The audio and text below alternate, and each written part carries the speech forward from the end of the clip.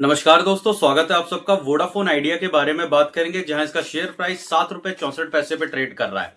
इस वीडियो में आप जानेंगे कि वोडाफोन आइडिया को लेके जो नए अपडेट्स आए हैं, खास करके उसके 5G रोल आउट का, उसके साथ ही जो एजीआर ड्यूज है और जो उनके स्पेक्ट्रम का जितना भी बकाया है, उसे लेके गवर्नमेंट के साथ क्या बातचीत हुई है, नए कितने शेयर्स को इन्फ्यूज किया जाएगा, और इन सब चीजों के साथ साथ शेयर के ऊपर जो इम्पैक्ट पड़ने वाला है, खास करके अगले सेशन से जब आप देखेंगे तो शेयर प्राइस में एक तेजी का माहौल देखने को बनता है। हालांकि ये सब जो न्यूज़ेस आए हैं, ये वोडा के लिए पॉजिटिव भी है और नेगेटिव भी जरूर है। यहाँ पे लास्ट सेशन में आपने देखा है कि वोडाफोन आइडिया का शेयर 5% की तेजी के साथ क्लोज हुआ है। अब आने वाले सेशन में ये तेजी आगे भी बरकरार रह सकती है कि नहीं, और जो लोग भी वोडाफोन आइडिया में इन्वेस्टेड है, जिन्होंने इस शेयर को एक्यूमुलेट कर रखा है, शॉर्ट टर्म बेसिस है, यहाँ पे ये शेयर गेन देने की पोटेंशियल रखता है। लेकिन यहाँ पे जो लेटेस्ट न्यूज आ रहा है, जो अपडेट्स आ रहे हैं, उसके बारे में हर एक इन्वेस्टर को जान लेना जरूरी है, खास करके उन्हें भी जो कि शॉर्ट टर्म के लिए इस शेयर में एंट्री बनाने का सोच रहे हैं, ताकि आने वाले समय में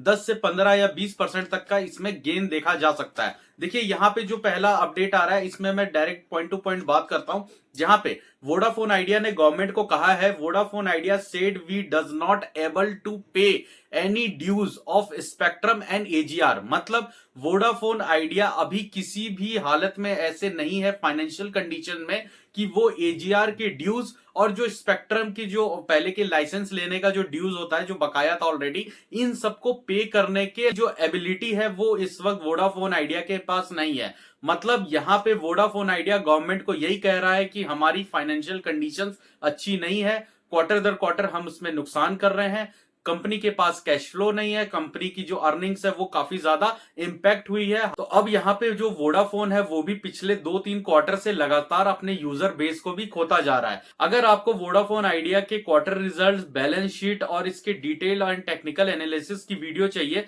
तो डिस्क्रिप्शन में आपको लिंक मिलेगा, आप वहां पे देख सकते हैं। यहाँ पे हम सिर्फ वोडाफोन के आने वाले समय में नए इक्विटी इन्फ्यूजन्स को लेके गवर्नमेंट के साथ क्या बात चल रही है, इस पे हम बात करेंगे। यहां हम अगले पॉइंट को देखते हैं, तो वहां पे वोडाफोन ने गवर्नमेंट से रिक्वेस्ट किया है कि हमें आप सपोर्ट कीजिए टैकल करने के लिए, मतलब इस चीज को हम कैसे फेस करें, आने वाले जो एजीआर ड्यूज है और जो इनका स्पेक्ट्रम ड्यूज है। क्योंकि अभी कुछ ही दिनों में जब हमारा फाइनेंशियल ईयर 2024 का मार्च 31 को एंड हो जाएगा, तभी तक का टाइम बचा है वोडाफोन आइडिया के पास जो एजीआर ड्यूज है उसे सबमिट करने के लिए, उस अमाउंट को पे करने के लिए। यहाँ पे वोडाफोन आइडिया की जो डिमांड है गवर्नमेंट से, वो चाहते हैं कि इक्विटी का इन्फ्यूजन हो, मतलब नए इक्विटीज को ऐड किया जाए उनके करंट इक्विटी पोर्टफोलियो में, ताकि जितने भी उनके डेप्ट है, जितने भी कर्जे हैं, जितने भी एजीआर के ड्यूज हैं, इनको कन्वर्ट कर दिया जाए इक्विटीज के फॉर्म में। तो ये चीज यहाँ पे वोडाफोन आइडिया ने गवर्नमेंट को कहा है, अपनी एक रिक्वेस्ट रखी है। अब इससे शेयर के ऊपर क्या पॉजिटिव और नेगेटिव इंपैक्ट होगा, ये चीज हम यहां समझते हैं। यहाँ पे वोडाफोन आइडिया के पास 36,950 करोड़ अप्रोक्स के आसपास का डेप्ट है, जो कि एजीआर ड्यूज और जो स्पेक्ट्रम है, इन दोनों का मिला करके है, जिसमें से 13,006 करोड़ रुपए इन्हें अगले ही हफ्ते के अंदर अंदर जो फाइनेंशियल ईयर की क्लोजिंग है उससे पहले सबमिट करना है। तो ऑब्वियस सी बात है, इनके पास कैश तो माइनस में चल रहा है, तो इनके पास कैश है नहीं पेमेंट करने के लिए। तो वोडाफोन आइडिया यही चाहती है कि ये पूरा जो ड्यूज है, अप्रोक्स 40,000 करोड़ के आसपास का जो इनके ऊपर कर्जा है, इसे जल्दी से जल्दी इक्विटी के फॉर्म में बदल दिया जाए, जिससे कि इनके टोटल नंबर ऑफ इक्विटीज जो कि मार्केट में ट्रेड हो रहे हैं और जो प्रमोटर्स के पास है, जो कंपनी का टोटल नंबर ऑफ इक्विटी है, वो बढ़ जाएगा यहां से। हालांकि इस इक्विटी को बढ़ाने की मंजूरी अभी तक गवर्नमेंट ने नहीं दी है, ये सिर्फ प्रपोजल है वोडाफोन आइडिया का गवर्नमेंट के लिए कि गवर्नमेंट इस पे कोई कदम उठाए। अब हम यहाँ पे ये चीज समझ लेते हैं कि अगर गवर्नमेंट वोडाफोन आइडिया की बात मान लेती है और जो 40,000 करोड़ के आसपास का इनका इक्विटी डेप्ट है, अगर इसे कन्वर्ट कर देती है इक्विटी में, तो फिर इसके बाद क्या इंपैक्ट आएगा। इस वक्त गवर्नमेंट के पास 22% की जो हिस्सेदारी है वोडाफोन आइडिया के, जो कि 2024 के दिसंबर तक का स्थिति बताती है कि 22% की हिस्सेदारी गवर्नमेंट ऑफ इंडिया के पास है। हालांकि आप जानते ही होंगे कि एक साल पहले गवर्नमेंट ऑफ इंडिया के पास 34% की हिस्सेदारी थी, जहां पे वोडाफोन आइडिया एफपीओ लेके आता है 11 रुपए की प्राइस पे, जो कि एफपीओ 18,000 करोड़ का होता है। उस 18,000 करोड़ में गवर्नमेंट ऑफ इंडिया अपना 10% का स्टेक रिड्यूस कर देती है। ये स्टेक रिड्यूस करने के पीछे गवर्नमेंट ऑफ इंडिया का अपना एक तरह का प्रॉफिट बुकिंग भी आप कह सकते हैं। यहाँ पे स्टेक कम करती हुई गवर्नमेंट ऑफ इंडिया दिखी, जहां पे अगर इस वक्त वोडाफोन आइडिया की बात अगर गवर्नमेंट ऑफ इंडिया मान लेती है और उनके जो करंट डेप्ट है 40,000 करोड़, इसे अगर इक्विटी में कन्वर्ट किया जाता है तो जो गवर्नमेंट की पोजीशन अभी है शेयर होल्डिंग पैटर्न में 22% की, वो बढ़ के 49% के आसपास पहुंच सकती है। मतलब गवर्नमेंट इस कंपनी में सबसे बड़े प्रमोटर के तौर पे उभर के आएगी, जहां पे फिलहाल अभी कंपनी के सबसे बड़े प्रमोटर 38% के साथ अलग अलग इक्विटी फर्म्स हैं, जहां पे बिरला ग्रुप भी है, नोकिया भी है और अलग इक्विटीज जो म्यूचुअल फंड्स होते हैं उनके पास भी अच्छा खासा स्टेक है। यहाँ पे मैं बता दूं कि इस वक्त जो वोडाफोन आइडिया के अंदर जितने भी प्रमोटर्स है, सारे प्रमोटर्स की मिला के हिस्सेदारी 38% के आसपास है।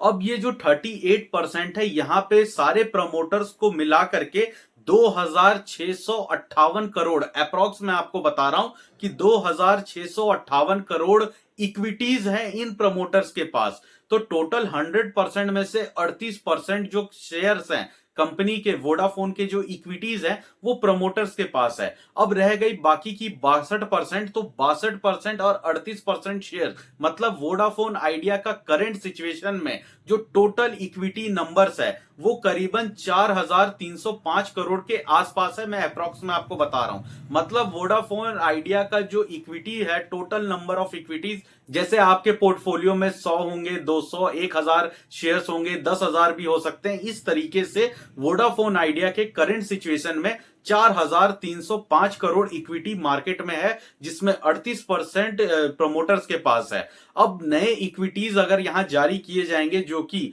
20% इस चीज में बढ़ा सकता है, तो ये 5,500 करोड़ या 6,000 करोड़ तक टोटल नंबर ऑफ इक्विटी जा सकता है। अगर नया इसमें शेयर इंट्रोड्यूस होगा तो शेयर प्राइस में इंपैक्ट आएगा, लेकिन इसके बाद भी शेयर प्राइस में 5% की तेजी इस न्यूज के आने के बाद दिखी, क्योंकि ये पॉजिटिव और नेगेटिव दोनों ही खबर है। नेगेटिव ये कि नए शेयर जुड़ने से कंपनी के total number of equity share बढ़ जाएंगे और नए शेयर्स के जुड़ते ही कंपनी के ऊपर जो डेप्ट है 40,000 करोड़ का एजीआर का बकाया है, ये एजीआर डेप्ट खत्म हो जाएगा, नील हो जाएगा, इनके बैलेंस शीट से हट जाएगा। लेकिन उसके बाद क्या प्रॉब्लम तो एज इट इज बने रहेगी, क्योंकि वोडाफोन आइडिया अपना कस्टमर बेस खोता जा रहा है। प्रॉफिट्स के नाम पे क्वार्टर दर क्वार्टर इन्हें नुकसान हो रहा है, 6,000 करोड़ के आसपास का ये लॉस कर रहे हैं। रेवेन्यू एज इट इज बना हुआ है, वो भी अदर इनकम से है। तो प्रॉब्लम इसके साथ एट द एंड जो बिजनेस है इसका वो ही परफॉर्म नहीं कर रहा। अब यहाँ पे कुछ नए अपडेट्स के साथ मैं ये भी बताऊं, पिछले एक हफ्ते से जो थोड़ी बहुत इसमें तेजी भी देखने को मिली है, इसमें एक नया न्यूज ये भी आया है मार्केट क्लोज होते होते। यहाँ पे ये मुंबई में अपने 5G नेटवर्क को स्टेब्लिश करने वाले हैं और यहाँ पे सबसे बड़ी बात ये निकल के आ रही है कि वोडाफोन आइडिया अपने ग्राहकों को अनलिमिटेड 5G नेटवर्क इनको प्रोवाइड करने वाले हैं। मतलब कि आप 299 के पैक पे अपने ग्राहकों को अनलिमिटेड 5G सुविधा देना चालू कर रही है। लेकिन ये अभी स्टार्टिंग फेज में मुंबई में ही चालू हो रहा है, धीरे धीरे हर सिटीज में इसे फैलाया जाएगा। जहां 5G नेटवर्क के मामले में जियो और एयरटेल पहले से ही काफी ज्यादा आगे निकल चुके हैं और 2-3 साल पहले से ही इस पे काम कर रहे हैं। अब यहाँ पे एक अपडेट ये भी है कि स्टारलिंक, जो कि एलन मस्क की कंपनी है, जो कि सैटेलाइट इंटरनेट प्रोवाइड कराने का काम करती है, इंडिया में आने के लिए पूरी तरह से तैयार है। और जियो और एयरटेल के साथ उनका जो बातचीत है, जो टाइप्स है, ज्वाइंट वेंचर्स है, इसके बारे में भी काफी ज्यादा चर्चाएं हो रही है। लेकिन यहाँ पे स्टारलिंक को मार्केट में आने से पहले गवर्नमेंट ऑफ इंडिया के अप्रूवल की जरूरत है, जहां गवर्नमेंट ऑफ इंडिया ने 3 या 4 शर्तों के साथ इसे एक तरह का प्रपोजल रखा है, जिसे अभी तक स्टारलिंक ने अभी एग्री नहीं किया है। 2-3 प्रपोजल यही है कि सबसे पहली बात, इनकी जो टेक्नोलॉजी है वो सैटेलाइट बेस्ड टेक्नोलॉजी है। मतलब इनका जो सर्वर है वो डायरेक्ट कस्टमर टू स्टारलिंक के सैटेलाइट से होगा, बीच में कोई भी इंटरमीडिएट नहीं होगा,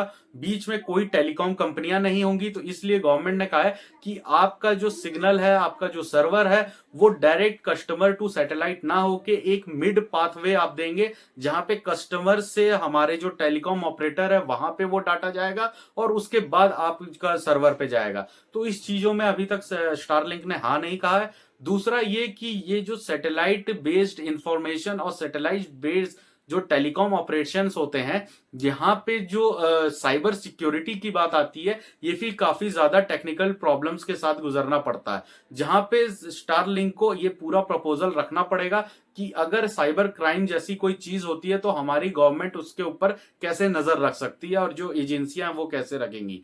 बाकी आपका जो स्टारलिंक का सर्वर है उसका जो हैंडलिंग है उसके ऊपर निगरानी रखने के लिए इंडियन सिक्योरिटीज को भी अप्रूवल और उन्हें भी एक तरह का एक्सेस मिलना चाहिए। तो ये कुछ 2-3 ऐसे पॉइंट्स है जहां पे स्टारलिंक अभी अपना जवाब नहीं दिया, इसलिए वो रुका हुआ है। अदरवाइज उसे इंडिया में आके और वाइड तरीके से नेटवर्क फैलाने में समय नहीं लगेगा। ये सब कुछ डिटेल्स है जो कि हर एक इन्वेस्टर को पता होनी चाहिए, और खास करके जो ट्रेडिंग कर रहे हैं शेयर के साथ उन्हें भी ये जानकारी होनी चाहिए, क्योंकि किसी भी न्यूज के साथ इस शेयर के अंदर बहुत अच्छा अपसाइड और बहुत ज्यादा डाउनसाइड भी देखने को मिल सकता है। यहां पे इस चीज को भी आप बिल्कुल इग्नोर ना करें कि बहुत बड़े ब्रोकरेज फर्म गोल्डमैन सैक्स ने ही इस वोडाफोन आइडिया के शेयर को ₹2.40 तक का डाउनग्रेड साइड दिया था। उन्होंने यही सब चीजों को एनालाइज करके देखा है कि आने वाले समय में जब नया अगर इक्विटी इन्फ्यूजन होगा, जो कि ज्यादातर चांसेस है हो भी सकता है, क्योंकि वोडाफोन के सामने कोई रास्ता नहीं है अपने डेप्स को चुकाने का। ये तो सिर्फ एजीआर और स्पेक्ट्रम के ड्यूज हैं, जो अभी इंडस टावर को देना है वो अलग है, और जो इनके ऊपर फाइन्स लगे हैं वो सारा पैसा अभी भी अलग है। तो बहुत सारी ऐसी चीजें हैं जो कि वोडाफोन आइडिया जूझ रहा है। तो इन सब चीजों को देखते हुए इस ब्रोकर फर्म ने इसे ₹2.40 का टारगेट दिया। हालांकि ये जो शेयर प्राइस है, जब भी ₹6.20 का अपना जो बॉटम है उसको टच करता है, वहां पे इसके अंदर एक अच्छी तेजी आ जाती है। मैंने अपने हर एक वीडियो जिसपे मैंने वोडाफोन आइडिया पे बनाया है, मैंने हमेशा ये कहा है कि ये एक शेयर ट्रेडिंग पर्पस के लिए भले लोगों के लिए अट्रैक्टिव हो सकता है, क्योंकि इसके अंदर वॉल्यूम्स बहुत ज्यादा है, शेयर दिखने में चीप लगता है, इसमें ज्यादा क्वांटिटीज आ जाती है, और आपको हर 50 से 60 पैसे पे आपको 10 से 15% तक की अच्छी रीजनेबल गेन होने के चांसेस मिल जाते हैं। तो इस वजह से ही वोडाफोन आइडिया हर किसी के पोर्टफोलियो में या तो मिलता है, या हर कोई इसके अंदर ट्रेडिंग करने की अपना एक इंटरेस्ट रखते हैं। तो यहाँ पे इन चीजों को काफी ज्यादा अच्छे से आपको समझ के चलना पड़ेगा। हालांकि वोडाफोन आइडिया अपने 5G नेटवर्क को नोकिया के जरिए 5G का रोल आउट कर रहा है। तो यहाँ पे नोकिया, जियो, एयरटेल, वोडाफोन, MTNL, इन सभी लोगों को टेलीकॉम ऑपरेटर्स के तौर पे देखना पड़ेगा कि आगे आने वाले समय में इनमें से कोई एक बड़ा लीडर बन के कौन निकलता है, या सिर्फ 2 ही लोग इसे चला पाएंगे। मतलब डियोपॉली होगा जियो और एयरटेल के बीच में, बाकी सारे प्लेयर का जो बिजनेस है वो खराब होने वाला है। तो इन सब चीजों को बिल करके देखना पड़ेगा। दोस्तों, ये तो था वोडाफोन आइडिया से जुड़े हुए कुछ मेजर अपडेट्स। बाकी आपको अगर ये इन्फॉर्मेटिव लगा वीडियो तो आप इस वीडियो को लाइक करें, चैनल को सब्सक्राइब करें दोस्तों। और भी इन्फॉर्मेटिव वीडियोस आपके पास लाते रहेंगे, और भी इन्फॉर्मेशन आती रहेगी। नमस्कार।